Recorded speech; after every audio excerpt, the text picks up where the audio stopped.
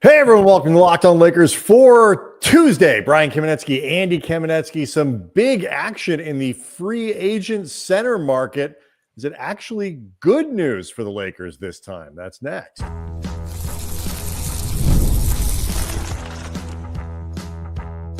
You are Locked On Lakers, your daily Los Angeles Lakers podcast, part of the Locked On Podcast Network, your team every day. Thanks to everybody for making Locked On Lakers your first listen of every day, Monday through Friday. No matter where you get your podcasts, this one's always free and never behind a paywall. Locked On Lakers on YouTube is where you can go hang out with over 35,000 subscribers, Andy, all of whom are impressed with what can only be considered the world's fastest entry into the Department of Corrections and Retractions in the history of the Locked On Lakers podcast. As within the first 4 seconds of the show, I believe I made a mistake describing Daniel Gafford as a free agent center. He was merely a center who is extension eligible, who could have become a free agent and is not anymore because the Dallas Mavericks signed him to an extension. So clearing that one up, and we'll get to what this means for the Lakers in a second.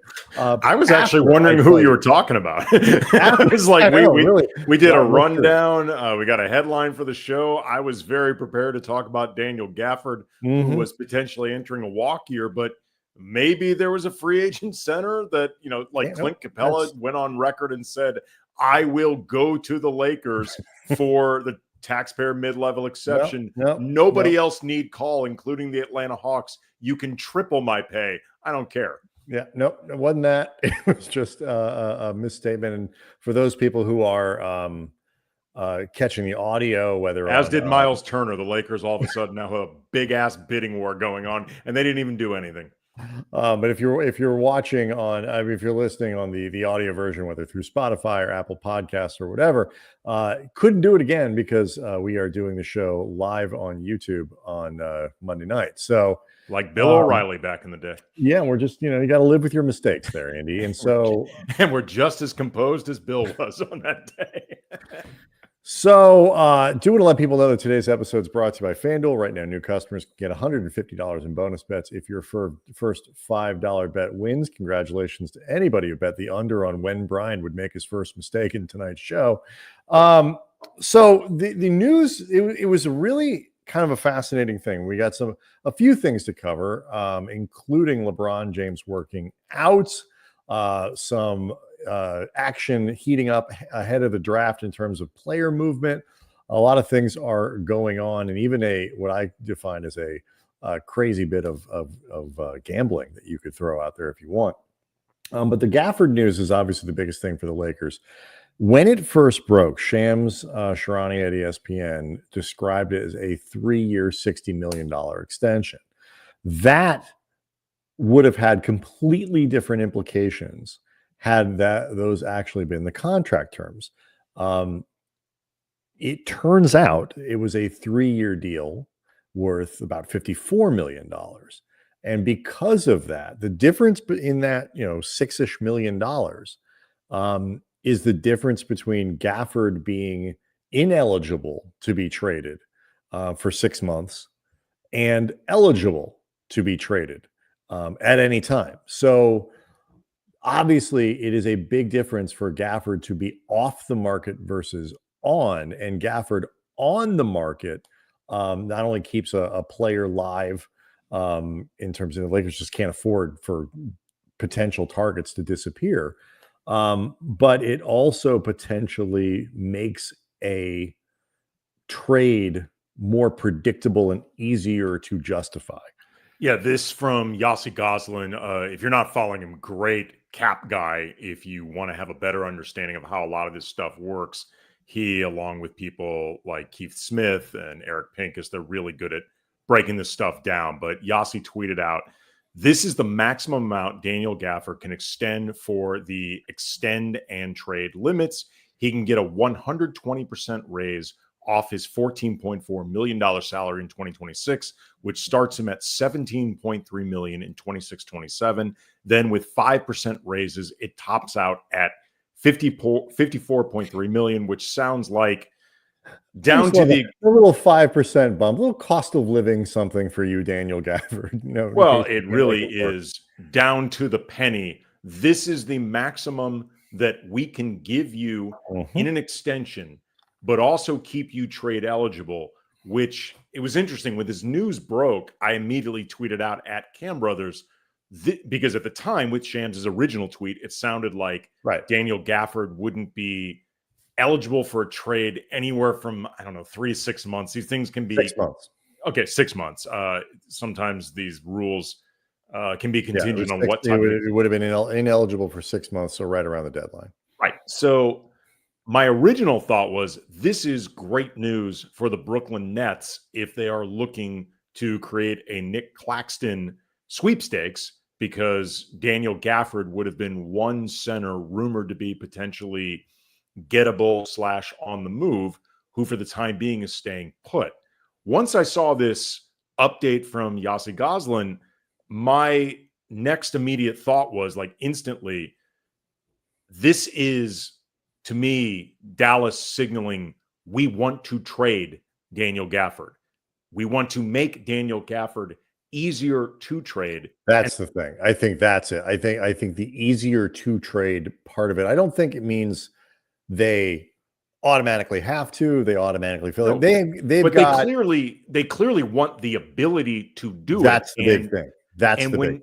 When he is now extended, there's no uncertainty about him being in a walk year. There's no uncertainty. I talked about this with the Lakers specifically, of Gafford having huge leverage over the Lakers or any other team that traded for him because of everything you gave up to get him. Presumably, that would put more of an onus on keeping him, and therefore Gafford could extract more money in his contract.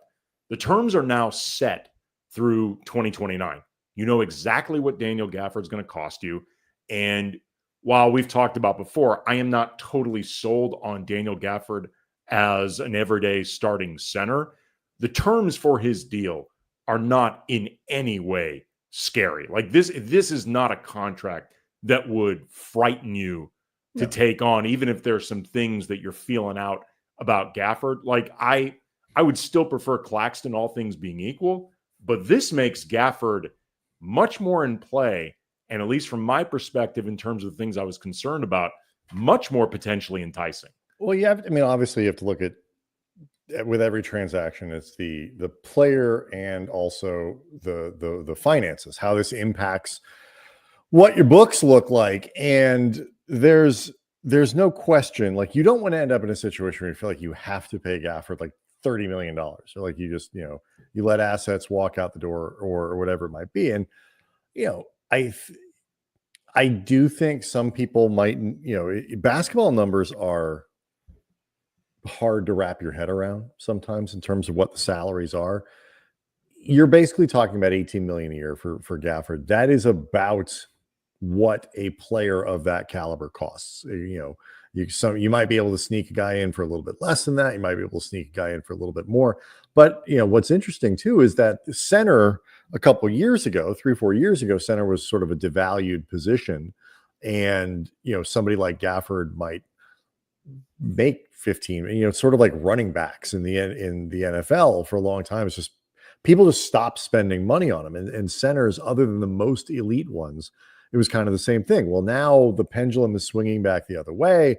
Everybody's trying to add size. And so, like, even a team like Dallas, you talk about, they want the ability to trade Gafford.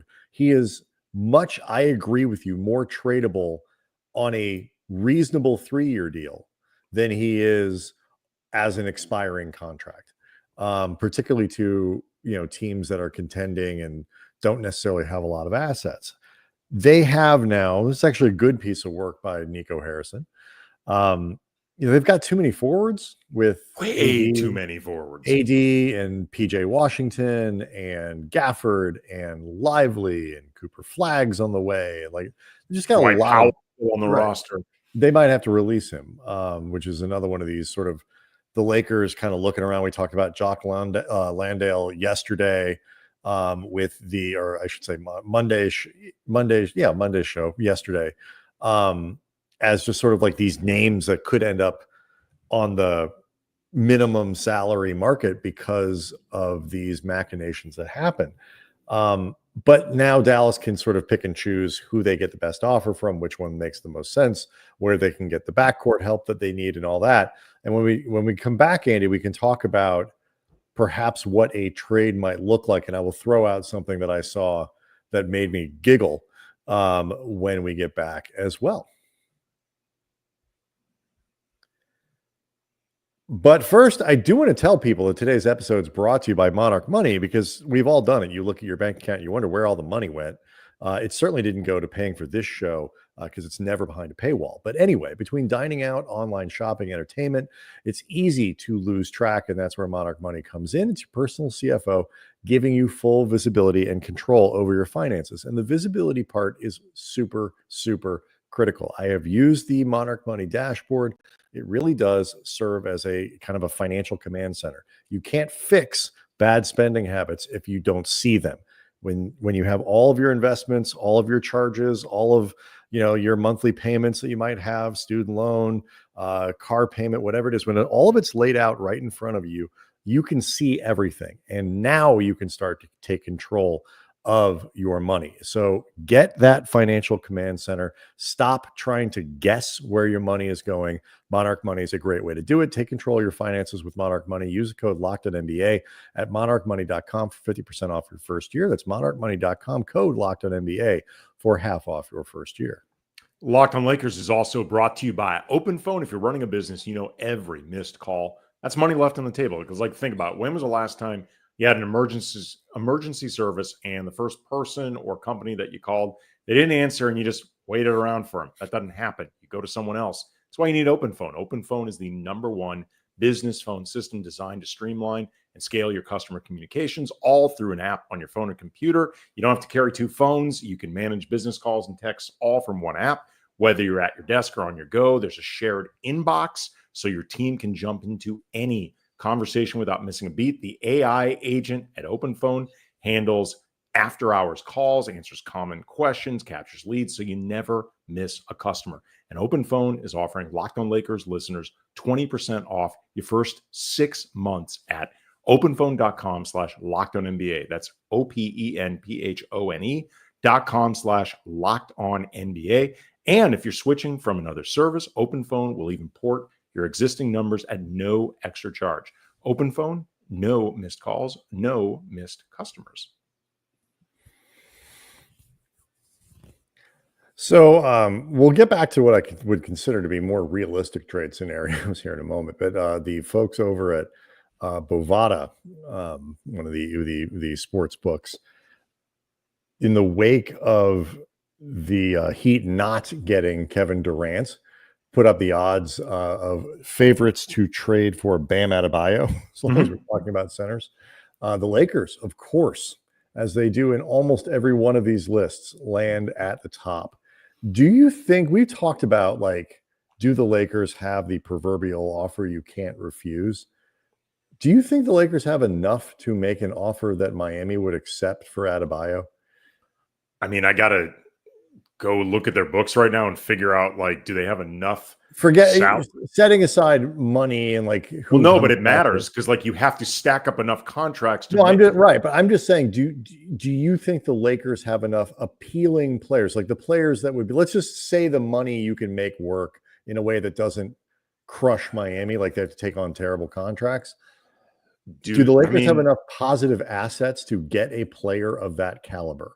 I would think no, just because if they weren't willing to throw some of the reportedly the guys like Jaime Jaquez Jr. and Hayward Highsmith and whatever for Kevin Durant, I don't picture reverse engineering this. So somehow Austin Reaves and Rui Hachimura and Dalton Connect and a first gets you Bam. But again, the salary numbers really do matter. Because the salary numbers would just make it harder. I'm just, sure. I'm just going to cut to the chase on this. On the idea of whether or not the Lakers even have enough for them to be okay, we do like those pieces. Let's see if we can make the money work. I don't think they do. I'm just going to cut to the chase. Vegas lines, gambling lines, they always put the Lakers at the top of everything because the Lakers have one of the biggest fan bases and they want to entice gambling. And they're hoping that either a lot of casuals who just assume the Lakers get everybody, or the Laker fan base, which is so huge. Either way, the reaction will be, let's effing go, and they put down some money. Like that's right. That's what this You're is. 100%. I'm just cutting to the chase so we don't get into the weeds on a stupid conversation. Yeah, but just the point of it, the question was just like, could they even put something like that together for a player? Do they really like Austin Reaves, a first? That's really Dalton? that's it. Those are the best players the Lakers can offer, unless Miami thinks they've really missed Gabe Vincent's magic. Like, again, this is a stupid conversation. Well, and I apologize for bringing it up. I think the question becomes: is Dallas able now to get more? The line had always been with Gafford that the Nets would be in a better position because you can get more for Nick Claxton, both because I think he's better, but also he has a contract that is very team friendly. It's not an onerous number. It actually gets smaller. It declines as it goes from 25 this coming season, a year roughly, to 23 roughly, to 21 roughly in 2028. Right. So not, a little bit more than Gafford, but not crazy more than Gafford. And, again, I think Claxton is, if that, I don't know, somebody can do the math for me. Is that like he's 15% better than 20% better than Gafford. So you're not paying something crazy for that. I think this equals out, I think, to some degree, what Dallas is going to be able to do here with Gafford, because it mitigates, at the very least, that contract question. And so where Gafford, the advantage for the Lakers for Gafford not being on this contract is it probably doesn't cost as much to get him. The advantage for the Lakers is if they want to get Gafford, they can do it with much more predictability and security, which I think is worth it.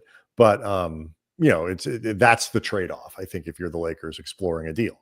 Well, there's more to it, too, as well. Like, let's say they're more interested in Nick Claxton, like you and I both happen to be. For what it's worth, I did my ESPN LA 710 weekly Lakers show, Lakers Talk, and I had Mo DeKeel on.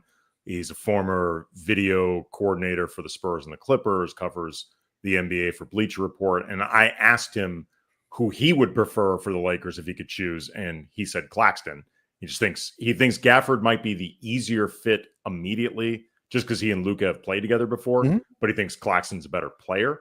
But the good news now is, let's just say the Lakers do prefer Claxton.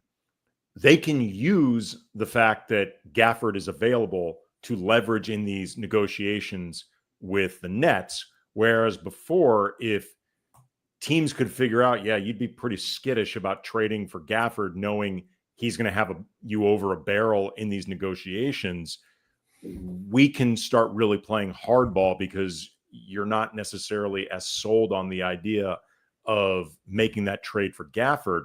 If Gafford is gettable now for the Lakers, and I don't mean just gettable in terms of what the Lakers would offer. I mean gettable in the sense that it feels like there's less uncertainty in acquiring him moving forward.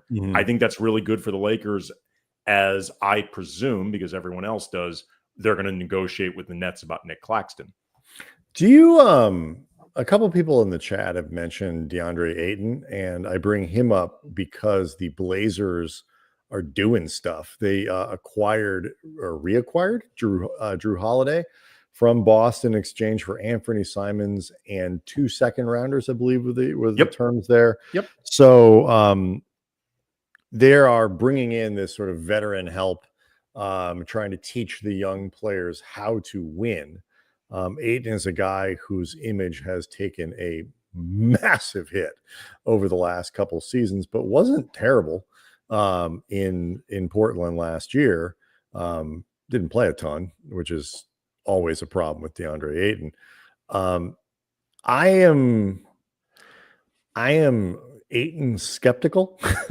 He, I believe, is entering the last year of a deal. He is. And I just About don't 35 mil, I believe. Don't trust a guy like that to both hold up, but also make a leap to play, sort of meaningful minutes on a really good team at that price. Do you have any? What are your thoughts? Because he's actually one of the guys we've not talked about. We have not talked about Ayton really at all. I will share those thoughts coming up next.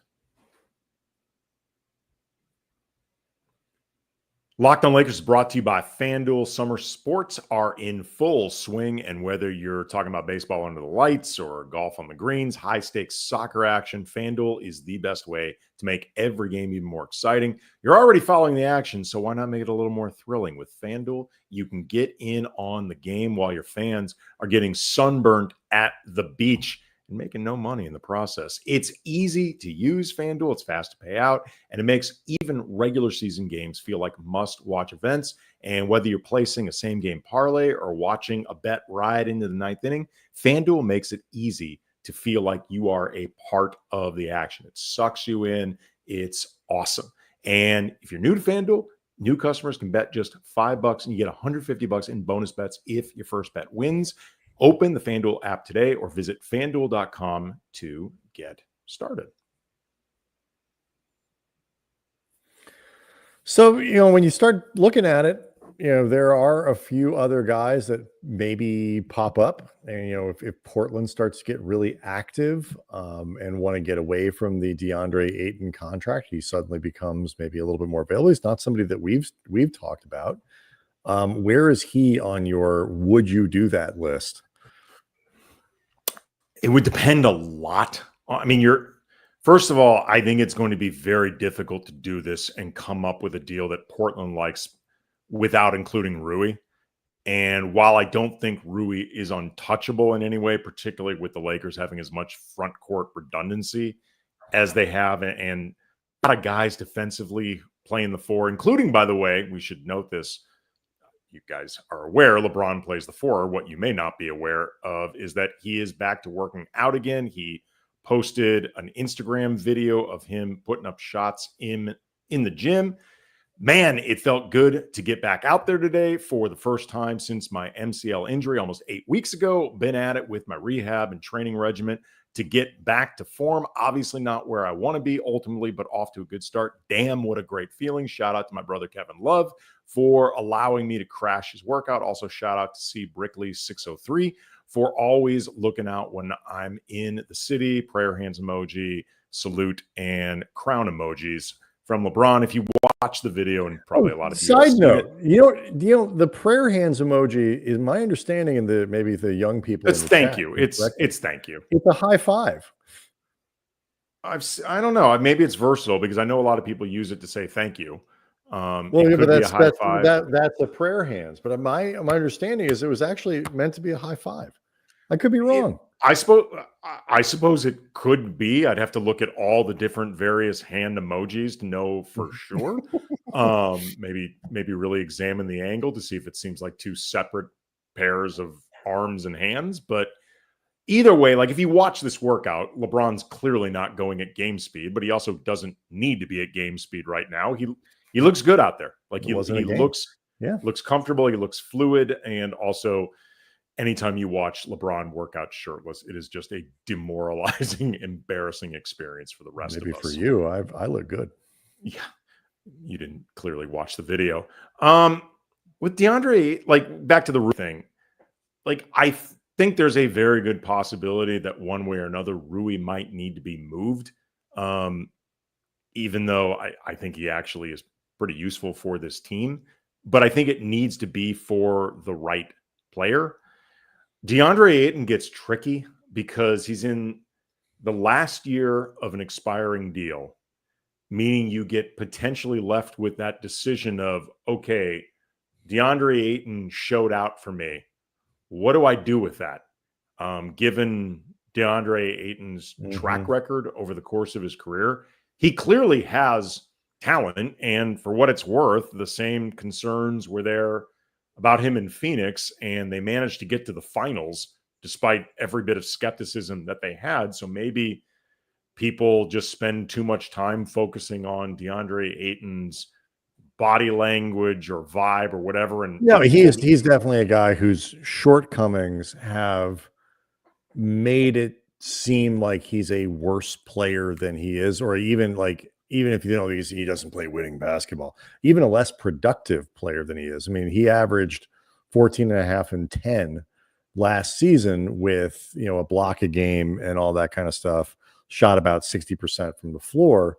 You know, that's in 30 minutes a night. I mean, that's not terrible. He gets hurt a ton. He does get hurt a lot. I mean, you talk about showing out. Like it's the same thing with Andrew Bynum. Like, I didn't want to be the guy who had to sign him to the next deal because, like, the worst case scenario with a guy like Ayton is he plays really well in the 56 games that he plays, and so it's the third season in a row where he's basically under 60 games.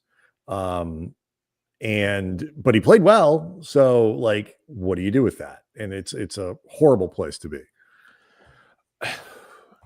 I'd need to talk with our friends over at Locked On Blazers, get more of an idea of what's been happening. I would want to watch more film on Ayton, like, because you have to remember too, if you're trading for DeAndre Ayton, you're using up a lot of your expiring deals just to make math equal work. a salary. Yeah. So at that point, like, unless you have to be pretty sure this is the move you want to make, because even if it doesn't cost you like Austin or Dalton or your first, which are some of your better tradable assets, you're also losing a lot of the expirings that you could have to bring in different players. So you got to feel pretty good about it.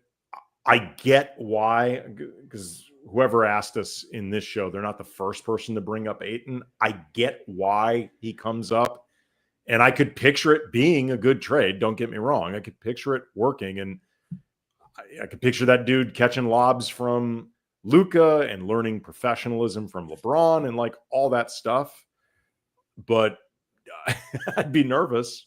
Yeah, I'd rather stick with the formulas that we've all been talking about at this point, which is, you know, Claxton, Gafford, all that stuff. These guys that are just less. I'd rather make a smaller trade for Time Lord if it was possible. Robert Williams. If I'm right, I mean, if I'm going to take a chance on a guy who is always hurt or whatever, Williams will cost less than, you know, just literally costs less to put together a deal. I'd rather make a lower stakes trade for Williams while obviously looking for another center. Yeah, for sure. Well, yeah, no, you can't rely on him to be your guy. You mentioned the LeBron thing. We should probably, before we go, make a note of Alex Caruso briefly getting the basketball Twitterverse all angry and whatever. He said at his press conference after the Thunder won on Sunday night, I finally got a real one. Meaning like a real championship, like, you know, that done in a normal way without a pandemic and a bubble, and in front of crowds on the road, all the stuff like in a conventional normal run. And so, you know, he all of a sudden, particularly Lakers fans, are freaking out. Alex Caruso's burying the title, and he pointed out that he was being sarcastic, and really it was a response to those people who were discounting the title that he had, calling it less or whatever. He's like, okay, fine, discount that one. I got another one now, so bleep both of you. Bleep all of you, I should say. It's similar, it is a reminder. I mean, he was being sarcastic, but it's sarcasm that comes from play. It is a reminder of how many people regard that 2020 championship. It's also worth noting, by Caruso's own admission, he was a few beers in. So there was some alcohol fueling the sarcasm, which can always affect the delivery and whatnot. You know, he's won a title because he was the only guy on that roster who knew how to open a champagne bottle. Right. Like some of this really was just like, he's feeling loopy. He's feeling a little loose-lipped, and he's willing to be sarcastic because he just won a championship and it's his second one. And like he said, Nobody can say anything anymore, so shut the bleep It's up. like, fine, you don't think my first one counted. I have a second one. So look, F off. it's similar to what I've talked about a lot over the years about how for a large sect of NBA fans, who I think are all, frankly, idiots, Kobe had to win his fourth ring in order to win his first. Because in the eyes of a lot of those fans, because Kobe had never won one without Shaq, the first three somehow were discounted as if like Kobe was just some dude along for the ride, sitting there shotgun while everyone else did all the work. Like they don't Nikola Topic winning one with the Right. Thunder this year. He didn't play a minute because he was hurt. I mean, I've also said this before, like if you look at the contemporary guard, Kobe's contemporary among guards, like the best of them, Allen Iverson, Ray Allen, Vince Carter, Tracy McGrady, like Jason Kidd.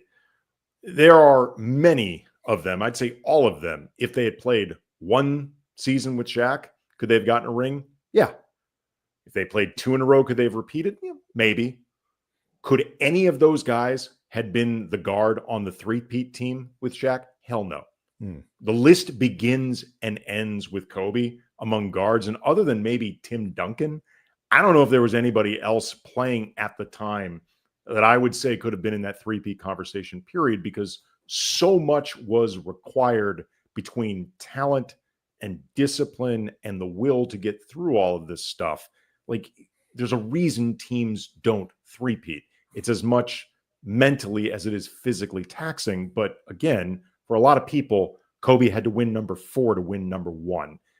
This is the same type of commentary that leads to Alex Caruso making self-deprecating jokes that really are middle fingers. Yeah, but look, I'm not somebody who thinks that title deserves an asterisk or it doesn't count or whatever. It is no less than any other title that's ever been won. In some ways, in terms of the difficulty, and LeBron's talked about this a ton. In some ways, it was harder. But what it is different. It's just different than all the other ones. I don't think it's any less, but it's definitely it's different. The circumstances weren't replicable. And so to some degree, it's a little bit of like a, what do you do with this kind of title in terms of trying, for all the legacy talk and this and that, whatever. But I do like that Caruso feels like he has an FU to those people who are, who somehow didn't think the first one counted. And we covered Alex. He was awesome. He's Alex great. was a great guy. I do want to, before we're done, this summer at the very least, I do want to talk about why people hate the Thunder so much, and all that kind of stuff. But in the meantime, Andy is going to, later in the week, going to be heading out for a little bit of time away. I'll have some guests lined up for the show. A couple of shows coming up at the end of the week. Of course, we'll be back, though, for Wednesday to set all that up. And we'll see everyone then.